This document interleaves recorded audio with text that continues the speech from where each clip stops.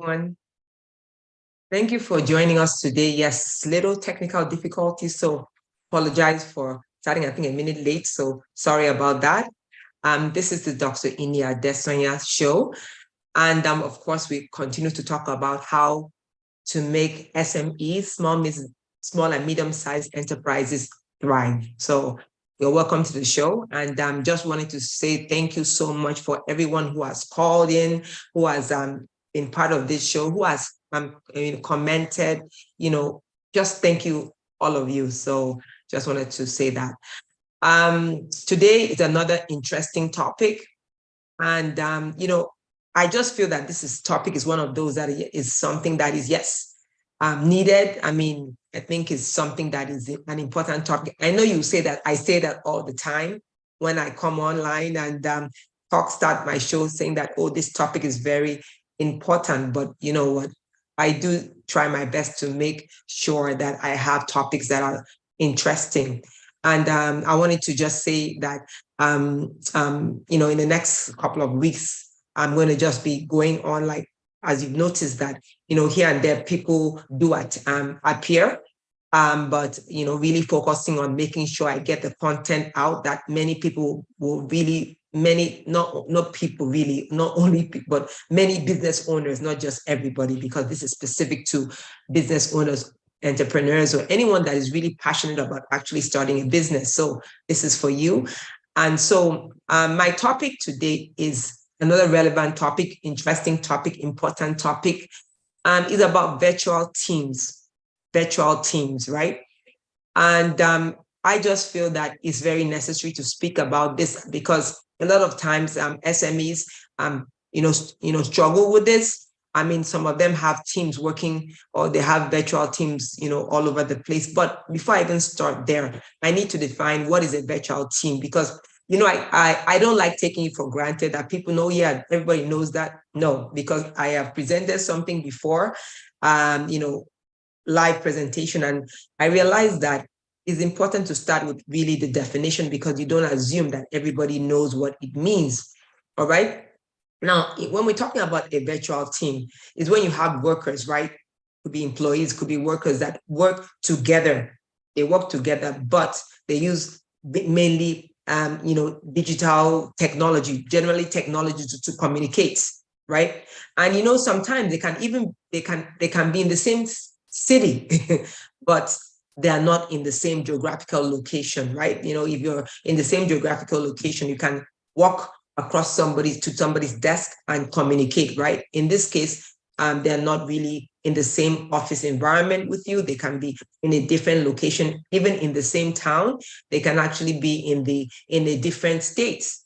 They can actually also be in somewhere around the world, right? So that's what a virtual team is. So yes, I mean, yeah, I'm sure some of you know that, or most of you, but I really wanted to start with that definition. Okay. So that's the virtual team. So even before I go into, anyway, my topic is thriving with your virtual team, thriving with your virtual team. So that's the topic, but I just wanted to define what is a virtual team, right? Now, before I even go into how to thrive and what to do, because I'm going to speak about it. First of all, what was the beauty, the great advantage of having even a virtual team. I'm going to talk about that. Then I'm going to continue with some of the challenges and how to overcome those challenges. I mean, I'm not going to list all of them because of time. I really like to keep to time, but I'm going to list a couple, right? To say, okay, how do you really deal with those challenges so that your team can be thriving, right? The thriving team. All right. So what are some beauties? What are some advantages of a virtual team? One of the advantages is employee retention. Now, there's one of the shows, or I spoke on employee retention. People don't realize that having an employee, right? Retaining an employee is cheaper than staff turnover. What is staff turnover, right? Staff turnover is continuously hiring, and the staff leaves or a staff is fired, you have to get somebody else to replace that staff. So it's a continuous process, and staff turnover is very expensive, right? I won't go through the whole program, the whole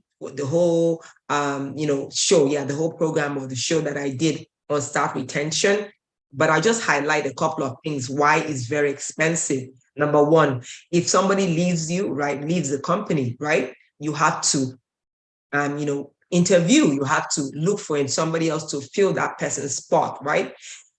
Interviewing takes time, right? Sometimes you even outsource to an HR person. You have to pay that HR person. Then what about background checks? Usually, and it's very important, I tell people all the time, you need to do a background check on that person. It's very important. All right. So these are the cost, all those costs associated with staff turnover. I mean, what about training that staff? You might say, oh, the person is experienced, but most of the time, when the person comes to a new company, there's actually a new process to learn. It might be, well, she's very good with the software, but there might be, things that the person needs to learn, maybe your process, the procedure. That is downtime. Downtime is expensive for you, right? So that's one of the, those are some of the highlights, right? That again, we could break it down, but that is not really the topic today. The topic is what? Thriving with your virtual team. Now, I'm just listing some advantages, the beauty of having a virtual team, right? One of them is staff retention. So many people really are interested in work-life balance. They like being able to be flexible and, being able to have a virtual team, right? Having a virtual team actually is a very great advantage because your staff, they would like to stay longer. They're happier with that environment, right? So that's the beauty, right? That's an advantage for you as a business owner is staff retention, right? Because when the staff or the worker is happy, they tend to stay on the job, and it's cheaper again than having to train, hire, all those, stuff, that you don't really, want to do. Another beauty of having virtual team is what? You're reducing overhead costs. COVID taught us so much, right? I mean, yeah, it's sad what happened with COVID. A lot of people, we lost a lot of people, and that's really sad. When we come to the business area, some jobs, people could say that, what, we can't work from home. There's no way, right? But COVID changed the dynamics of a work environment. People are able to work from home. So what many people did was that those expensive office spaces, they didn't have to have that anymore, right? They didn't have to rent large office spaces. I mean, even now, even medium-sized businesses, they do, they downsize, and even though they want the people to come to the office, they do it as an alternate, should I say, yeah, alternate, right? Somebody comes this week, another person comes the next week. So really, you don't really need a big office space for that.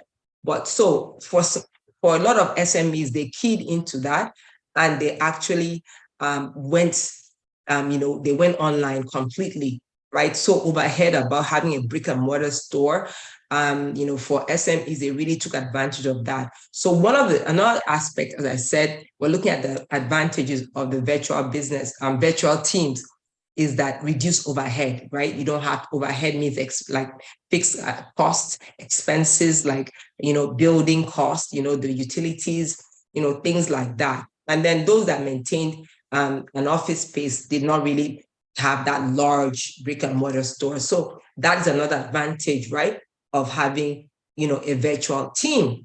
Another advantage is safety, right? Safety. We know now with COVID, that all the issues with contagious diseases, even beyond COVID, right? You really don't now you don't have to, they don't have to really have to worry about that because you're working from home. So and remember that even after COVID, right? Offices really had to go above and beyond to make sure the work environment was really what conducive for staff. The environment was conducive for staff. And, that actually is a part of cost, right? You have to go above and beyond, making sure that all items, they are sanitized.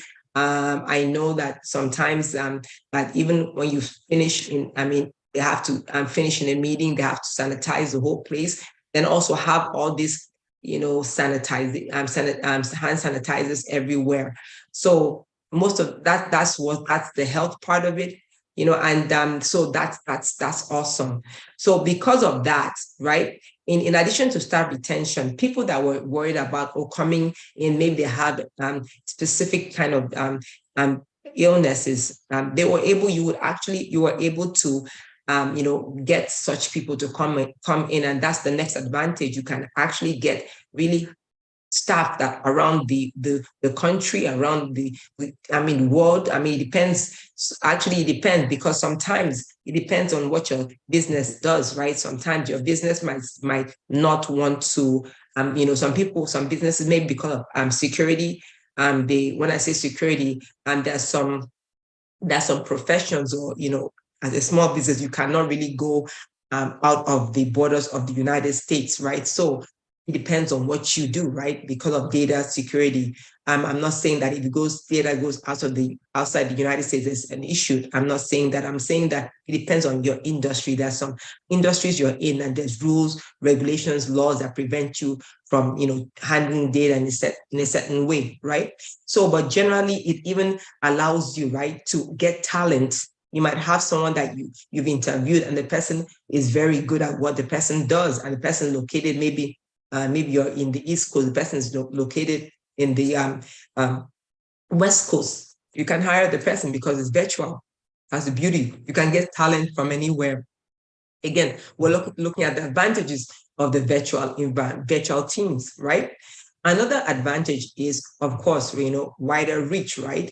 You can actually, even if it's in the virtual team, as I said about the talents, wider reach in respect of, having your virtual team even go out and look for, have clients that be able to get clients from different locations, right? Because of the virtual nature of their job, So generally, there are very many advantages that we have as having a virtual team, right? Many advantages, right?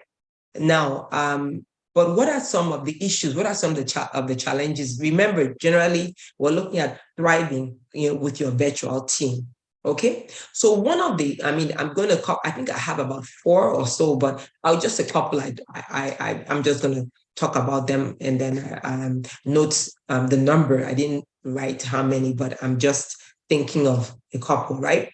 The very first that you have, one of the issues in a virtual environment is adequate internet connection, right? Internet connection. When I say internet connection, I'm saying that so many people have issues with, the system is slow, the connectivity is bad, or something like that. And when you're in a meeting, when you're talking to your team, virtual team, you don't want that to happen, right? The virtual environment, the internet is your go-to, right? It's like your internet is your office. So is the office, not only your office, the office of your team, right? So if your teams, any of your teams, if your team member and their internet is not working, that is a big issue. So before we even talk about the other challenges and how to fix that, the very first one is fixing the technology. No, not even technology first. We're talking about the internet connection. Then I'll go to the technology. Now, how to resolve that issue, right, is really giving your staff an allowance for internet for the work. It's a deductible expense. If your staff cannot afford good internet, give your staff an allowance, monthly allowance for them to have an effective internet connection, right? There are many providers. I'm not mentioning providers here, but let your staff look for an internet provider that works in their area. There's actually business internet, services too. So if maybe their internet provider, what they have for the personal or for the individual internet might not be very effective, they can upgrade to the business internet. So they have to have a very good connection. I mean, imagine us having a meeting and I'm in a meeting with a team member and it drops off, right? That's number one, very important. All right. The second, I move to technology, right? Because remember, we said a virtual team is working in a digital environment, right? So there has to be very good technology. What equipments are you using, right? You have to have very good equipment. I'm not saying you should go and invest $1 million or something very expensive, right? In one of the things I said, even as I go through the SMEs, talk about SMEs, one of the things I mentioned is that we want to save money, right? That because limited resources, most SMEs have limited resources, right? So you don't want to spend anyhow. So, but it's not that you should go and spend, spend a lot of money on very high level technology, but that you have to do your research. In fact, I always say go to an expert and ask which phone, what communication, what system would work best for my team, right? You have to find out, do your research or go and have a consultation with someone in the IT field and say, okay, this is what I'm looking at, the phone, the system, or whatever system you want to use, implement because of, you have a virtual team. You need to make sure that it's very effective. I would say do your research, but I'll go a step further. I would recommend that you go to an IT professional that in addition to doing your research, they can actually recommend, because there are some things that they know that you are not in the field. I mean, if you're in the IT field, fine. But if you're not in the IT field, you need to go and ask somebody, what is happening? What do I need? What do I need to use for my business? All right. So you need very good technology, because the challenge is, first of all, we talked about the internet. The second challenge is not having good technology, because even if you have a good internet connection, right? If your technology is not good, if your technology is not working, then how would the communication process be? How would it? Because remember, we talked about communication, and that's the next point. But let's look zeroed into this technology. Your IT, we fixed it, right? You have fixed it. All your team members, you gave them a allowance. A sort of allowance for the to get their internet working. I mean, you can give them. You don't have to give just a percentage or something. If they're paying $30 or $40 or $50 for internet, right? And you need to upgrade by $20, right? $20 because of they want to get into the business level, business internet level. You can $20 for. Because remember, as I am an accountant, CPA, I always say that support your position. You cannot pay for that. You're not, paying for the whole internet. You're just paying for an upgrade, unless there's a reason they don't have an internet. Then you have to make sure you document and why don't they have that. That's different. But usually people have internet, personal internet. So if you need to upgrade, that's fine. So we fix that. But if you don't have good technology, even though the internet is working very well, it's not going to be helpful.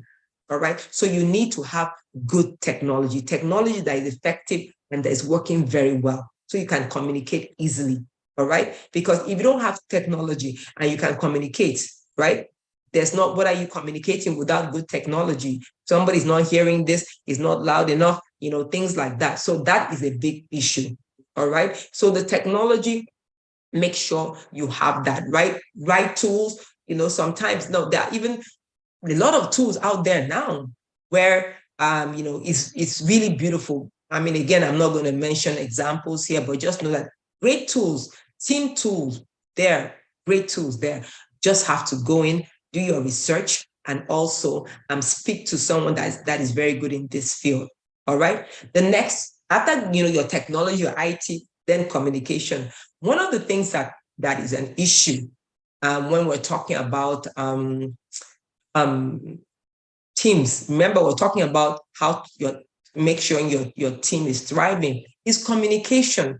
There's lack of communication. Now, when I talk about lack of communication, I'm not talking about, just picking up the phone and speaking to someone. No, we're talking about in the business, right? Lack of communication, right?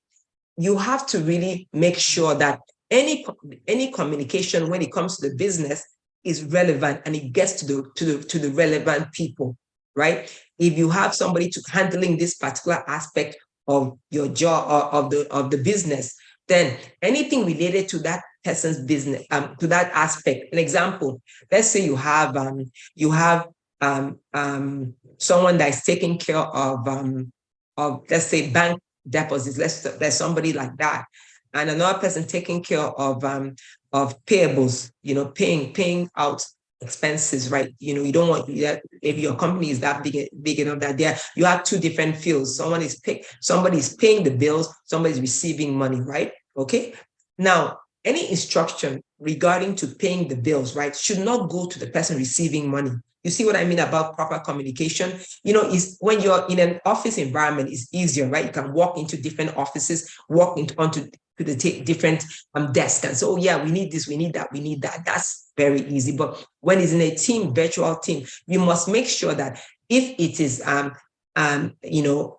Miss A handling the deposits, she gets everything and all the communication. Maybe the bank has a new way. The bank has a new way of taking deposits. Maybe so many, some changes, right? It shouldn't go to the person that is dealing with accounts payable. All right. So communication must be relevant, right? Relevant. You know why I'm talking about relevant. And then it must be easy to access, right? If you have something that, okay, a communication that is available, is needed for everybody, needs to, have that communication. How do you, send that communication? Do you send it to everybody's email? What is it? Do you flag it? Right? Sometimes, people just get emails like that, but when it's flagged and they know of the importance, they will take it, they're supposed to read everything, but it's very important for maybe if something is urgent, how do you communicate that? Okay, so communication is so important. A lot of times, people expect, I tell people this a lot of times. People say, oh, they didn't do this, but did you tell them what to do? But this is not that. Communication, you can't expect when there's no expects very good or a thriving team if there's no clear communication. And apart from them, I'm happy that I actually did not forget to say clear. It should not be, the communication should not be ambiguous. Oh, what do they mean? What does this mean? No, straightforward and clear, so that it won't be like, oh my goodness, even understand what was sent to the team is like, oh my, I don't even get this. But no, if you need to, sometimes I tell people, if you need to do bullet points, right?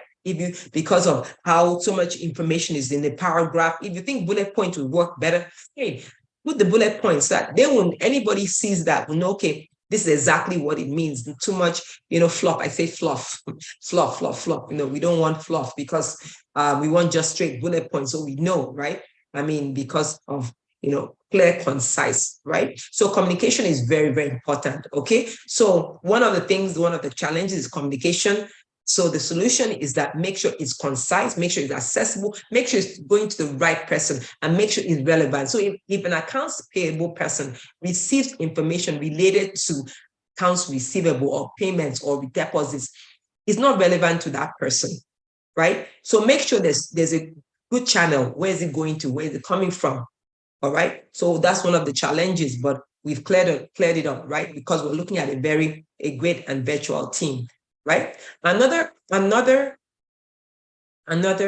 issue, or another area that their struggle is with some studies. Well, generally, I've heard people say this, and I've heard done some research on people have said this, and I know that that even in some of my discussions with other people, they said, oh my goodness, that this is so boring. I can't communicate with people and things like that. And yeah, I know you're at home or wherever you are by yourself. You can't, yeah. So your virtual team, I say, oh my goodness, I'm not feeling, this is just I'm boring, right? Well, one of the things I advise people is that when you're setting up virtual meetings, make it fun. Yes, sometimes it's work, but you can set up virtual meetings where you have games. I've heard of people that do Zoom games. Those games, look for something, let them share something. I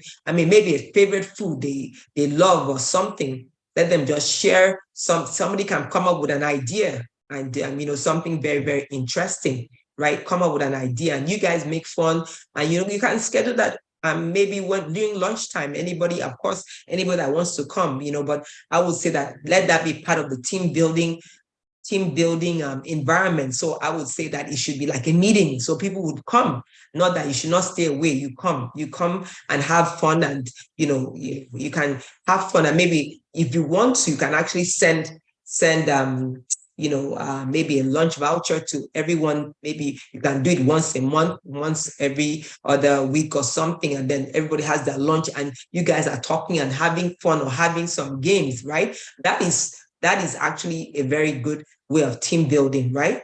Very important way, because it's very important in a virtual environment. You have a very close-knit team.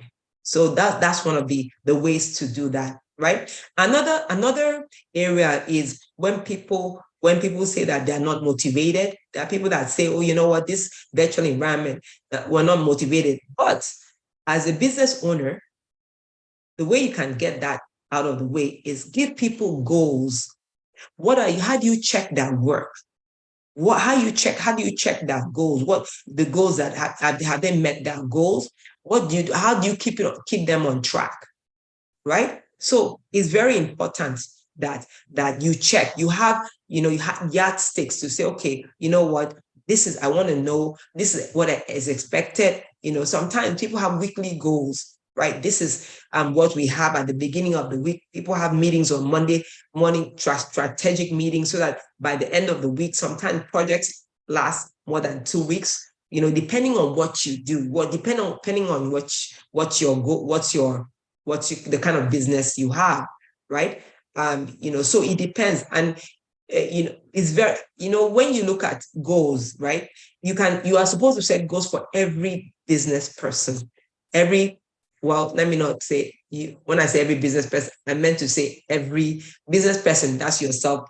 Set goals for yourself, but your staff working with you, let them know that your goals, let them know this your expectations, right? And then so that you can actually assess their work, right? Because if you don't have goals, I mean, we all went to school, right? Okay, whether it's high school, whether it's elementary school or middle school, or even college and beyond, you had ways to measure if you're doing well in school, right? There are yardsticks, right? This is not really, I won't say it's like training, but if you're training someone, even in the job, you have to have expectations. So if they have a job to fulfill, let them know what they're supposed to do and check, because even the test in school is to check that we've met the learning objectives, right, of the course. In this case, have they met the goals of that position? Is very important. All right. So that is a way to stay motivated. And don't forget to say you've done well. Don't forget to appreciate your team. Make sure you appreciate your team. We are very good in constructive. Well, no, sometimes it's not even constructive criticism. Sometimes it's criticism.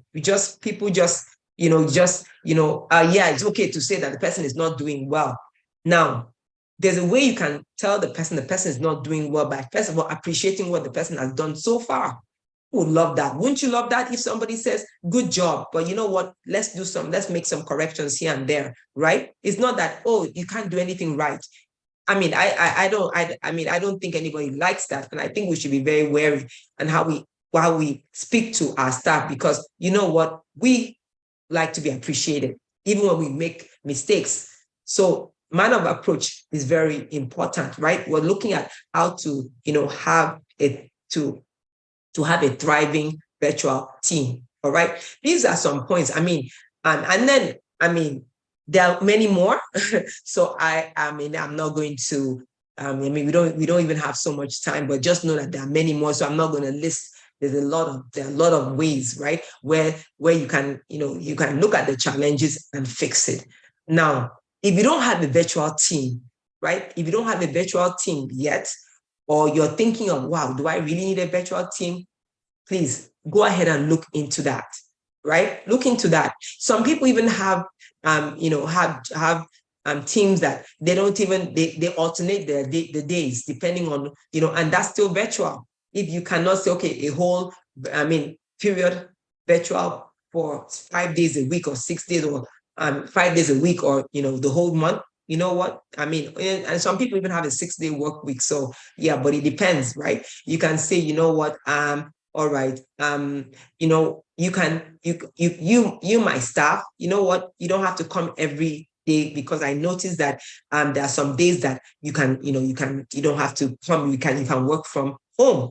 So if you haven't taken advantage of that the virtual team, please make sure you think of it. There are a lot of advantages, as I said, and even within the disadvantage, well, I won't say it's disadvantages, within the cons, I would say, well, we could say disadvantages, there's a way out, right? It's not like disadvantages, that's it. Yeah, there are issues here and there, but you can actually fix it, all right? Fix it, because it's so, I'm a numbers person, so cost, being able to cut costs is huge for any small business, right? So I always look for ways cutting costs, but also not cutting quality, right? Making sure that getting the right talent, right? And of course, if you want to go virtual, make sure that you're hiring the right talent. Make sure you're getting someone that can actually do the job.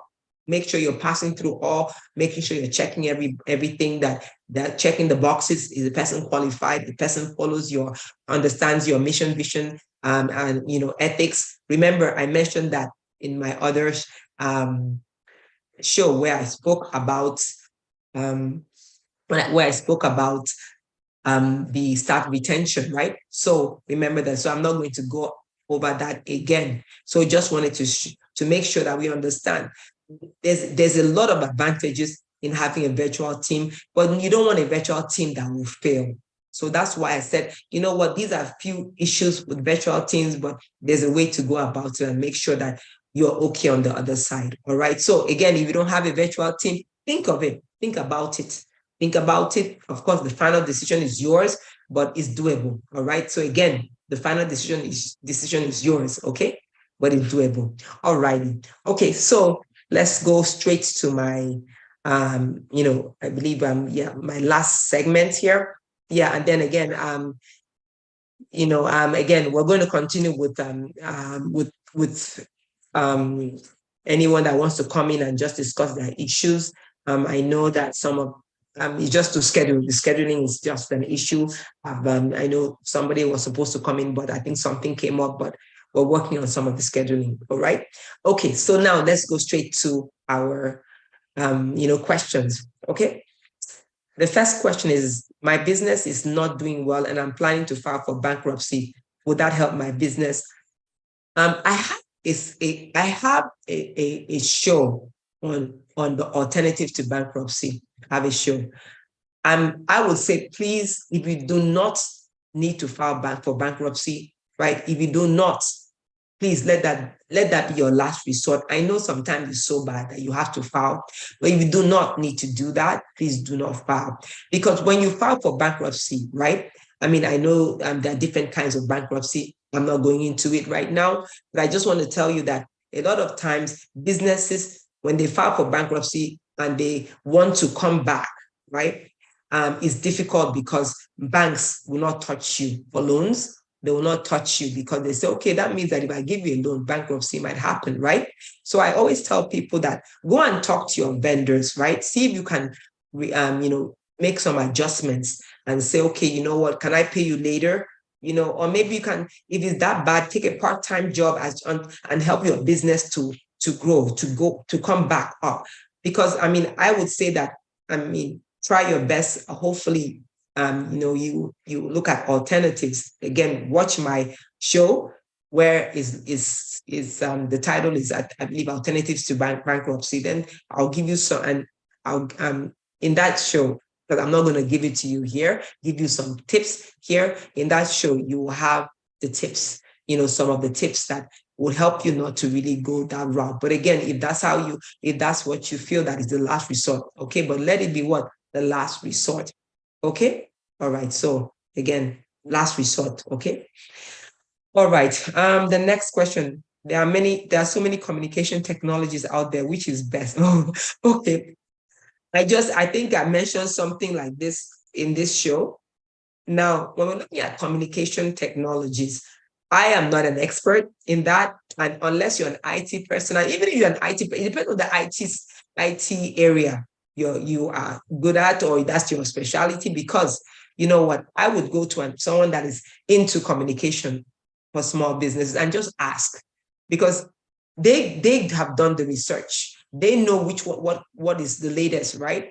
I mean, I was talking to someone that, because I'm also working on a startup software, an accounting startup software, and I was talking to a software engineer, generally talking to this lady generally, and it was very interesting. When I was talking about some of the issues that I'm looking at, she just sent me a link, and I said, she said, send me a link, look into this link. There are so many things that automated that could solve some of your problems. I said, wow. Wow. And I was thinking of, how do I hire somebody to do that, to fix that? Well, she just sent me, oh, this company already is doing that, is outsourced. And wow. So I said, okay. So that the reason why I gave that example is that, this person works with a lot of startup companies, and she just hit the nail on the head, right? So what I would say is that go to somebody that is into the field of small businesses, because why I say small and medium-sized enterprises, I'm not only talking about small businesses, I'm also talking about small and medium-sized enterprises, because they know the trend, they know what is new, they know what's coming out, they know what is it that they can do, that we can, okay, that they know what is important, that is relevant for your business. So, I mean, generally, when I say we, all of us are small and medium-sized enterprises, and I believe that's the best way to go, because again, I use my example, right? All right. Okay, so another question. Yeah, we have time, a little more time. I'm a small business owner. Is it really necessary to seek expert advice as it is so expensive? Okay, so I'm looking at this when we talk about expert advice. The previous question was something about, related to that. Yes, I would say please, yes, yes, yes, yes. And you don't really have to have when we talk about expert advice, you don't have to have an IT specialist that is your staff. You don't have to have an accountant, a CPA that is your staff. You don't have to, if you're starting out, you don't have to have someone like that on your staff, or an attorney on your staff, because it's very expensive, right? But it doesn't mean that you should not seek, and of course, if you can afford them, please have all of them on your staff. I'm just looking at the area, as this question is saying, that the person is looking at the cost. So I'm standing on this other side looking at, oh my goodness, this is costly, right? Because to hire a CP on staff as your staff, expensive. Hiring a lawyer as your staff is expensive. So this person is asking, do I really need to hire or have them get advice from them because it's expensive? I say, okay, I actually spoke about outsourcing. Now, if you need help in IT, or in maybe accounting, or maybe you want an attorney's advice, I would say look into outsourcing. There are many platforms that you can outsource. I mean, and even, I would advertise, I would talk about myself. I'm going to talk about myself, because I don't advertise people or things like generally like that, but I will talk about myself, when I talk about advertising, meaning that if you want to use me, fine. Want to use my practice, fine. If you don't want to use my practice, no problem. But I'm just saying that my practice, we do outsourcing. People come and just, come for for an hour or so, or 2 hours, depending on what they want. Or some people say, you know what, I want to do a retainer with you, right? Which is really a bit cheaper for them compared to having us as full-time staff, my firm working with you full-time. So when we're looking at that as an entrepreneur, it's important for you to get expert advice. Make sure you're talking to somebody and say, oh, yes, I want to be sure of this contract. I want to be sure that I'm not paying so much in taxes, or this notice came from the IRS to me. I'm not sure how to go about it. It's much cheaper than you getting sued, or getting in trouble with the government. Okay? So please, even though you don't want to have somebody on staff, outsource, right? Get your questions answered by experts advice, get that done, because the other side is, is expensive, to be able to clear anything. You want to be sued or anything, which hopefully that will not happen to any of us. It's not going to happen. So yes, so by God's grace, it won't happen. Okay, so but we have to be wise. We have to be very wise when we're doing this. We have to be wise and making sure that we are going to the person, that the people that really know what they are doing. Okay, so it's not our field again. It's not our field. I mean, it's not my field. When I say I'm not an attorney, I'm not an IT person, I'm not even a medical doctor. If somebody comes and says I have a headache or have this, I said that's not my, or my arm, this, nope, that's not my forte. So I tell them what I am experienced to tell them. So if you're a small business owner, I'm sure that you're very good at what you do. I'm sure you're very good. That's very good at what you do. We want to make sure, right? That's why this platform is here, that you thrive, you grow your business, not by, having issues and then the business that you worked for so long gets destroyed or gets penalties and goes out of business because you can't afford to pay legal fees. So I would say yes.